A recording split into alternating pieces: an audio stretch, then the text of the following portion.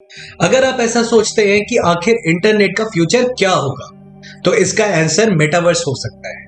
मगर आखिर यह मेटावर्स है क्या? मेटावर्स कौन बना रहा है?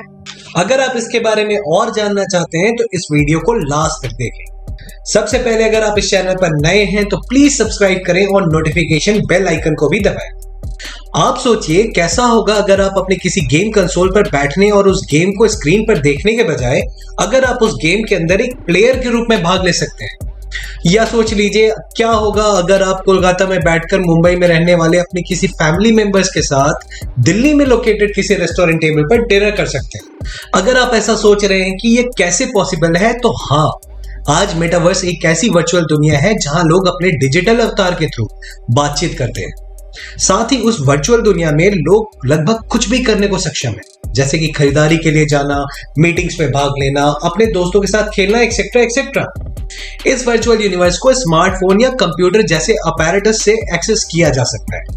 हालांकि इसका पूरा एक्सपीरियंस प्राप्त करने के लिए स्पेशल हार्डवेयर डिवाइसेस जैसे कि virtual reality headsets, augmented reality glasses, gaming consoles के यूज की एडवाइस की जाती है। चलिए समझते हैं कि मेटावर्स क्या है।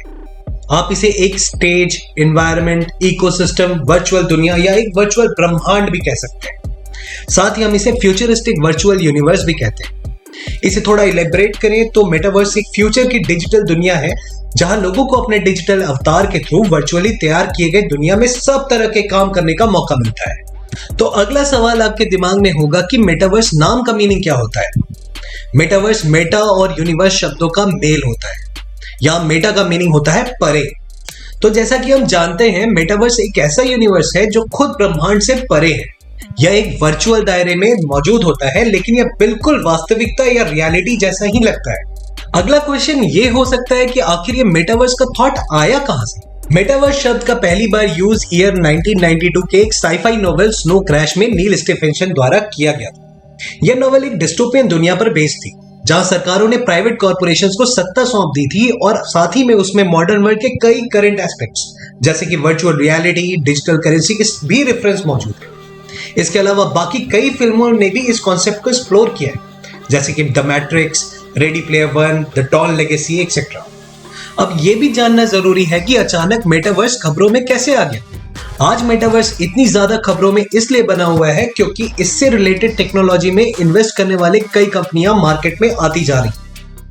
फेसबुक ने हाल ही में मेटावर्स बनाने की अपनी एम्बिशंस के साथ अपनी पूरी कंपनी का नाम बदलकर मेटा कर दिया। अब माइक्रोसॉफ्ट भी अपने मेश प्लेटफॉर्म के साथ आया है जिसमें मिक्स्ड रियलिटी की क्षमताएं मौजूद है। इसके अलावा American multinational technology company Nvidia भी वर्चुअल यूनिवर्स के अपने वर्जन्स पर काम कर रहा है। साथ ही वीडियो गेम फेनोमेनन फोर्टनाइट के पीछे कंपनी एपिक है, जो अब खेलों के अलावा डांस पार्टीज और वर्चुअल म्यूजिक कॉन्सर्ट्स जैसे सोशल एक्सपीरियंसेस की तरफ आगे बढ़ गई है। तो फिर आखिर मेटावर्स इंटरनेट के करंट मॉडल से किस प्रकार अलग है? इंटरनेट का करंट मॉडल 2D है, मगर मेटावर्स हमें 3D दुनिया का एहसास करवाने में एबल है। अगर आप फेसबुक ब्राउज कर रहे हैं तो आप अपने सोशल कॉन्टैक्ट्स को 2D स्क्रीन पर 2D इमेजेस के रूप में देख रहे होते हैं, मगर मेटावर्स की मदद से आप उन सभी के साथ होने का एहसास कर पाएंगे। 2D से 3D की ओर आगे बढ़ना ही हमारा अगला कदम।